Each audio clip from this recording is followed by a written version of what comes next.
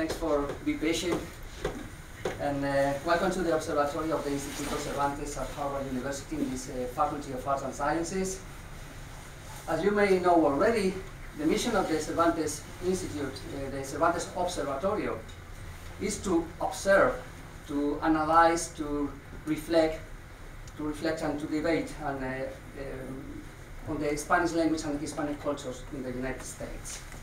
In order to accomplish this mission, the Observatorio organizes and hosts academic activities regarding the current situation of the Spanish language in the United States, their minorities, the teaching of foreign languages, especially Spanish, and the culture and thought in Spanish. The Observatorio observes and then explains what is observed. So, to this goal, we publish the journal Informes del Observatorio, Observatorio Reports, which is a free, online, bilingual, and monthly journal. And you may find it in on the Observatorio website. This event today is a conversation. It's a conversation in the Observatorio about Hispanic history of the United States, with a presentation by Professor Felipe Fernández-Armesto. As a matter of fact, this event is the first stage of an Instituto Cervantes tour sponsored by the Rafael del Pino Foundation. So Professor Fernández-Armesto is traveling from Boston to Chicago, probably, or to New York, and then Albuquerque. I want to thank Professor Fernández-Armesto for being here today. I want to thank Rafael del Pino Foundation for sponsoring this event. I want to thank you all for coming up to these Observatorio facilities. And I want to express my deeper gratitude to two Observatorio very good friends. They are Professor Tamar Herzog and Professor David Carrasco. Professor Tamar Herzog is a Monroe Goodman Professor of Latin American Affairs in the Faculty of Arts and Sciences. Her work centers on the relationship between Spain, Portugal, Portuguese, and Spanish America. And Professor David Carrasco, he's a Neil Rudenstine Professor of Latin America Studies at Harvard University in the Divinity School as a joint appointment with the Faculty of Arts and Sciences, Department of Anthropology at Harvard University. Thank you for sharing this time, your precious time in this hectic midterm, and thank you also for sharing your wisdom. And now join me, please, to welcome Mr. Amadeo Petitbó. He's a former General Director of the Rafael del Pino Foundation and a current member of the Advisory Board of the same foundation. Mr. Petitbó will do the honors and the formal introduction to Felipe Fernández-Armesto. Mr. Petitbó, the lecture is yours, and thanks for coming. Thank you very much, Director. It's a pleasure for me to be between historians. I am economist, professor of economics at the University of Madrid, but for me it's a pleasure to introduce Mr. Professor Fernández-Armesto. It is not easy to introduce Professor Fernández-Armesto because his curriculum vitae is quite long, but I will try to make an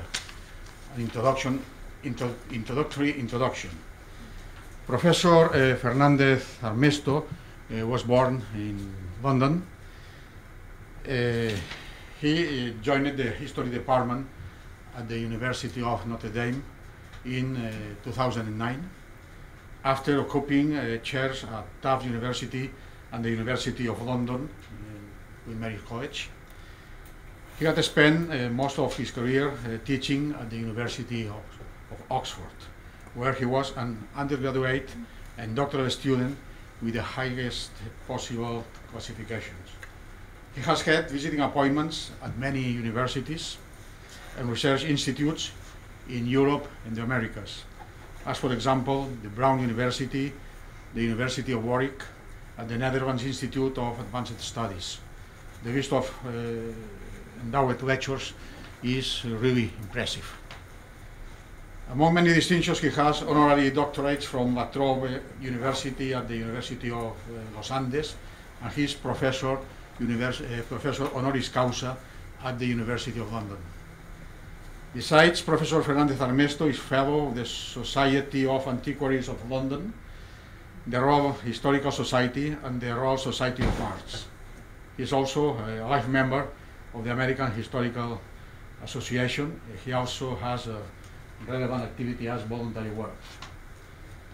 He is author of 24 books that have been translated into 27 languages, different languages of course. And he has collaborated in 12 books of series of sole or joint editorship or joint authorship, and he has over 50 major published papers or chapters in collaborative works and hundreds of book reviews in scholarly and literary publications. Professor Fernández-Armesto is frequently present in the media, especially in syndicated journalism, mostly originating in Spanish and British national newspapers. Many television and radio appearances, including as a regular presenter of analysis on BBC Radio 4, and a frequent guest presenter on Leviathan on BBC 2 TV. His screenwriting works include CNN, Temper Series, and Millennium. Among other prizes, Professor Fernández-Armesto has been awarded the World History Association Book Prize, the Tercentenary Medal of the Society of Antiquaries, the Caire Medal of the National Maritime Museum, the John Carter Brown Medal, the IACP Prize for Best Food Writing, the Premio Nacional de Investigación of the Geographical Spanish Society, and the Premio Nacional of Gastronomy in Spain. Thank you very much. Well, thank you very much. A very kind introduction, Amadeo. You made me sound interesting, something which my students back at Notre Dame would have said was impossible. I'm very touched by the invitation. It's obviously a great treat to be back at Harvard, a great privilege to share the platform with Tamar Herzog and David Carrasco, and a huge pleasure to see the Instituto Cervantes here and admire the grandeur of its installations. My biggest regret, apart from the fact that I now have to listen to myself, is that some of you are standing. It's bad enough, having to listen to a talk by me without having to do it on your feet. I'm reminded of the predicament of my old friend Eric Christensen, who always used to begin his courses of lectures at Oxford by apologizing for the fact that there was so little space. But, ladies and gentlemen, he said, this is the only room in the college small enough to accommodate the audience that might be expected to attend one of my lectures. I feel this is the same situation that I'm in today, so I do very much apologize for the discomfort. My talk has two starting points, and this is one of them. You probably recognize the US Air Force Academy in Colorado Springs as the chapel, famous chapel in the background. And I was there a few years ago to give some lectures, and a young Air Force lieutenant who was appointed to look after me told me that he was a liberal, which I thought was very big of him. And he also told me that he was in favor of immigration, which I thought was even bigger of him, considering I was an immigrant myself. But, he said, when people come to this country, they should learn the native language. And I didn't think he meant Ute or Comanche, so I hastened to agree with him, and I said, yes, I quite agree, everybody should be made to learn Spanish. And he looked at me rather strangely for a moment. I said, what state are we in here? And since we were in Colorado, that was kind of the end of the conversation. But it made me realize, that even a well-educated, liberal person of broad culture didn't realize that this country has a Hispanic past, which is, strictly speaking, older than its Anglo past, and which formed a really fundamental part of the culture of the part of the country that he lived in. And my second starting point is this. You may feel it's a little early in the lecture for me to call a halt, but the reason I show you this is that it's, of course, in a typical Latin American country, Quebec. A country which is typically Latin American in the sense that it's a country where the religion is traditionally Catholic, where the language is Romance, where the legal tradition is of civil law. So in cultural respects, it has an indelibly Latin profile. I use the word indelibly advisedly because there are plenty of people who would have liked to obliterate it in the past. So it's a typically Latin American country, but it's not stereotypically Latin American. It's not in the part, geographically the part of the Americas that we expect. But if we're going to talk about Latin America, we're using a cultural epithet. We have to acknowledge that we're talking in cultural and not in geographical terms. And it's not a stereotypically Latin American country because it doesn't have the negative profile politically of stagnation or economically of underdevelopment that say somewhere like, oh, I just wanted to show you that in case you didn't believe me. But, it's a Latin American country, just ask the Anglos who try to live there. But maybe, a stereotypically Latin American scene would be something more like this. And I just challenge you, ladies and gentlemen, put your hands on your hearts. This is more what you expect when people talk about Latin America. But of course, it's not Latin America, it's Belize. It's a country with an Anglo tradition, with a predominantly Protestant Christian background, and with a common law tradition. So this is Anglo-America. So what I want to suggest to you is that there's a mismatch between the types and the stereotypes here. And that it is obviously not, there's obviously nothing predeterminate about aspects of Anglo culture, such as the English language, the Protestant religion, the civil law, that predisposes a country to stagnation, underdevelopment, or instability. Nevertheless, we encounter opinions like this, which is something that my old friend, distinguished professor at this university, said in his notorious book about US identity. And I suppose, there are kind of three possible answers to this question. The first is yes, because if you change any condition in the past, then the present will be different in consequence. The second answer is a stupid question. In fact, it's a nonsensical, literally nonsensical question. It's a prejudicial question which contains a false premise. It's like asking, when did you stop beating your wife? Because, of course, well, quite apart from the fact it doesn't happen to mention anybody like blacks or Jews or Native Americans or any of the other communities that have contributed so much to the making of this country.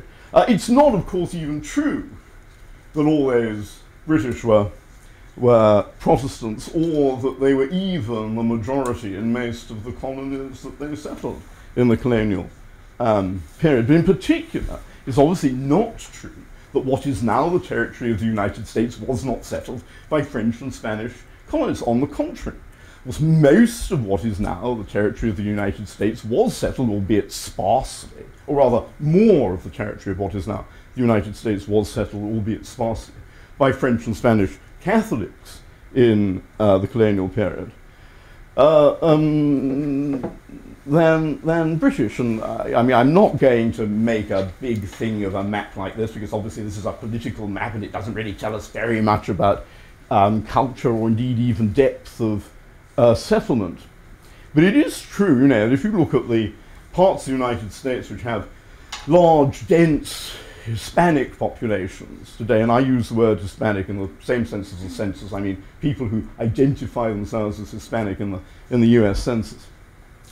Those areas that have such populations today pretty much correspond to areas that were part of the Spanish monarchy or the Mexican state before they became part of the United States. And the final answer to Sam's question is no. I've probably forgotten the question. No, the United States would be,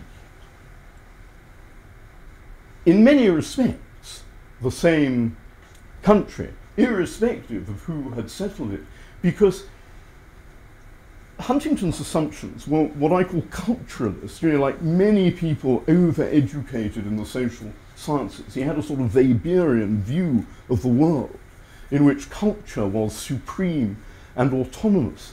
But culture isn't supreme or autonomous. It coexists with the environment and interacts with the environment to produce the changes that we broadly call history. And I'm not an environmental determinist, but I do insist that the environment is what conditions and limits everything that human beings do. It doesn't determine, but it does condition and limit them. And if, for instance, we want to understand the relationship between the Anglo and Hispanic traditions in the United States, really, I think the best way to start is by looking at something like this. An environmental map of the hemisphere, which says us in my submission, two things above all. First of all, that there are these vast areas of North America which are unparalleled in the south, except to a very small extent right in the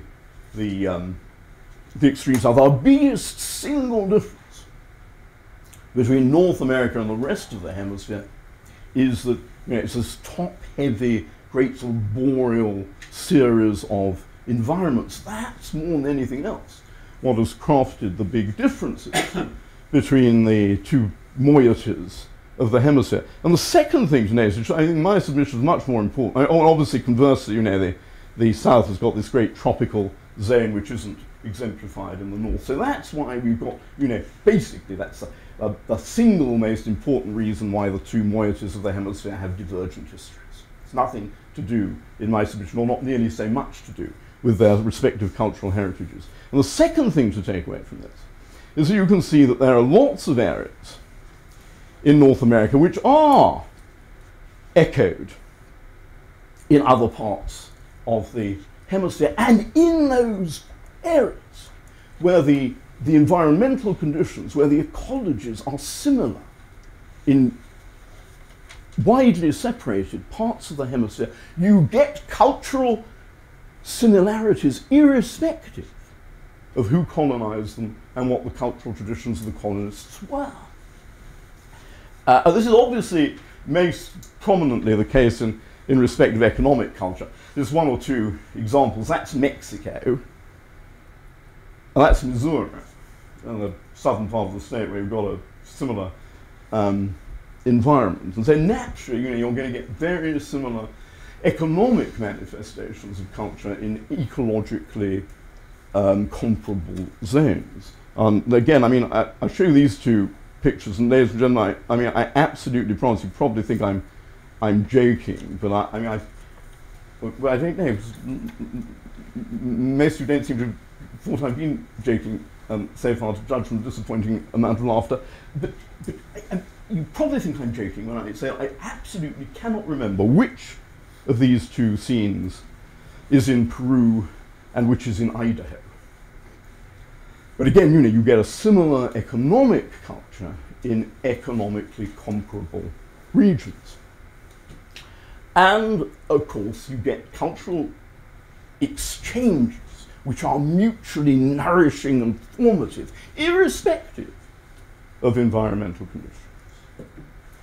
And in my submission, this is to me an excellent image, for capturing the symbiosis of Anglo and Hispanic traditions in this country. Because the Lone Ranger is really just an Anglo rip-off of Zorro.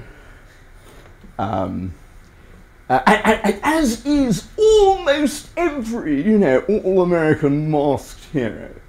You know that in a Batman, early Batman comic Batman actually, is literally inspired by the example of Zorro to don his mask and take on this role of, a señorito who dedicates himself to the service of justice and the redress of injustices in favor of the poor and the oppressed. And I mean, just about every all-American hero follows the same trajectory. They don their masks, they take on these superior powers and this transformed character and role. The only exception is Superman, who takes his spectacles off, but effectively it's the same sort of process. Doesn't work for me. But I just find a delicious irony that these all-American Anglo heroes are all derived from a Spanish prototype who was himself probably based on a historical personage who was a California hero of anti-US resistance. Well, I mustn't take up too much further time, but I mean, I'm just showing you a few examples of how Hispanic character of some parts of the country that were founded or settled by Spaniards in colonial times endures. And we've just looked at San Agustin, obviously precedes Jamestown, Virginia by quite a long stretch of time. We're looking at Santa Fe here. Santa Barbara is a great example because this is a place so obsessed with its own Hispanic heritage that even the Unitarian Church is in the Hispanic revival style. And if you come from Santa Barbara or Northern California, you'll recognize the old Spanish days, annual fiesta, which is a great example of, sort of rather tawdry, kitsch, mock Hispanism. But these myths, this sort of phony Hispanicity, just wouldn't be convincing without a genuine historical background. And as you know, in the old Spanish days of Santa Barbara, you're invited to the fiesta if you're a descendant of the original presidio garrison. That's the nearest thing to being an aristocrat in modern United States. Charmingly so, in my opinion, because of course if you were a member of a Spanish presidio in the 18th century, you were the scum of the empire. I mean, you wouldn't be there if you could have made it anywhere less remote. It's a mission of Santa Barbara. I don't need to emphasize the way Hispanic contributions to the culture of the United States today have overspilled the traditional limits of the monarchy. I'm including here a Portuguese scene. This is Fall River, Massachusetts. That's 18th Street, Chicago. Hartford, Connecticut is now a majority Spanish city, rather remarkably. I suppose if Sam Huntington were here, he would point out that nonetheless there is a very strong history of divergence between areas that form part of the Spanish monarchy and those which form part of the British Empire in colonial times. And this isn't Sam's list, this is my list, but this is a list of the sort of typical vices that people associate with the Hispanic heritage in this part of the world. And it's not, I'm not here to deny that there is such a divergence. I'm here only to add an alternative perspective which may help us understand that divergence better. And I do think it's worth pointing out that these vices are reproduced in the history of the United States selectively and in particular areas. And here's a great American caudillo. But he's not a Latin American caudillo, it's Huey Long, who in 1930-something, there'll be people here who are probably better at these dates than I am, actually, conducted a coup in Louisiana when he called in the National Guard, arrested the acting governor and the entire state legislature, and continued to exercise the powers of governor in defiance of the law. I suppose Sam Huntington would say, well, that's Louisiana, and they're very French, and they've got civil law, and they're sort of there are a lot of Catholics, and it's not truly, that's surely the whole point, that the United States includes a great diversity of cultures, and in different parts of the country you have different, you know, the equilibrium, the balance is different. Here's a scene of an airborne division going in to impose desegregation in Arkansas and Little Rock in, I think it was 1957. It's true, I think, you know, that in the United States the government hasn't used the armed forces as much as in many Latin American countries to repress the people, but it does happen sometimes. At least, you know, if you're a segregationist in the South, you would see this as an example of repression and of state abuse of military power. There's plenty of latifundismo in the history of the United States, especially in the deep South, which ecologically, you know, belongs to that same semi-tropical zone as much of Spanish America. And this is why, you know, in many ways there are more similarities between, I don't know, say Venezuela and Louisiana, or Chicago and Chile, than there are between, take, I don't know, Minnesota and Mississippi. The history of the hemisphere is not best understood in terms of traditional political divisions. And of course, in, you know, parts of the United States, just as in parts of Latin America, a history of the country is characterized by the oppression of a racially defined underclass. I don't think any of this is very surprising because, of course, the British Empire, the English Empire as it originally was in the United States, what is now the United States, was modelled on the Spanish monarchy. And when Captain James Smith had himself engraved, he wanted us to remember him like this. He wanted us to remember him doing the same sort of thing that Cortés or Pizarro had done. Now, obviously, if I'm right so far, this does raise the question of when did the divergence come about and why. Obviously, one can, you know, go along with the traditional analysis. Here's an example of it from the Peruvian diplomat Garcia Calderon in 1913. I think you've got there a pretty representative selection of the kind of vices that have traditionally been traced back to the Spanish heritage, the damnosa hereditas of the Spanish monarchy in the Americas. One can go along with that if one likes. But my own view is that the divergence between Latin American and Anglo-American history is best understood in the immediate circumstances in which it arose, which are essentially 19th century circumstances. I don't have time to go through them all, but if you look at those figures, you'll see, I think, the biggest single reason for that divergence. It's a really dramatic demographic reversal in the respective situations of Latin America and Anglo-America, such what became predominantly Anglo-America in the period concerned.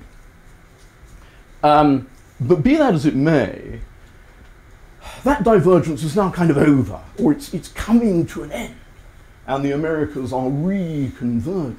They're reconverging demographically, they're reconverging culturally, as a estadounidificación transforms Latin America, and as hispanización transforms the United States. And obviously the demographics have a lot to do with that.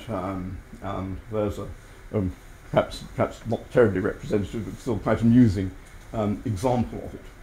And it's absolutely essential for the future of this country. I feel very lucky, very privileged to work in the United States, and I have a great admiration and love of the country, and I don't, you know, say any of this stuff in order to subvert the Americanness of America. I think the Americanness of America is Pan-Americanness, and it needs to be emphasized. I say it because I think it's essential for the future of this country, for Americans to take on board the fact that their country is a Latin American country with a Hispanic heritage, because the United States is in the post-American century, when US military and economic hegemony have withered, the United States is only going to be able to continue to play a major and benign role in the world in partnership with her neighbors. not only her Latin neighbours, but also her neighbours to the north, because there's a lot of debate, and I'm sure Tamar David Carrasco will have thoughts on this. There's a lot of debate about what is it that really made the United States a great country, what converted it into a great world power in the 19th century. Where my submission, the single, again, if one picks out, just if we don't have much time, just one characteristic of the country in that period, it's the resource base. Above all, it was the availability of the so-called Great American Desert, the vast prairie, the vast grasslands, to be adapted for agriculture, to be transformed into the breadbasket of the world. That constituted the basis of American greatness, because without those resources, the vast immigration, the comprehensive regional industrialization would have been impossible. But those resources are over now. The frontier closed in 1893 or whatever it was.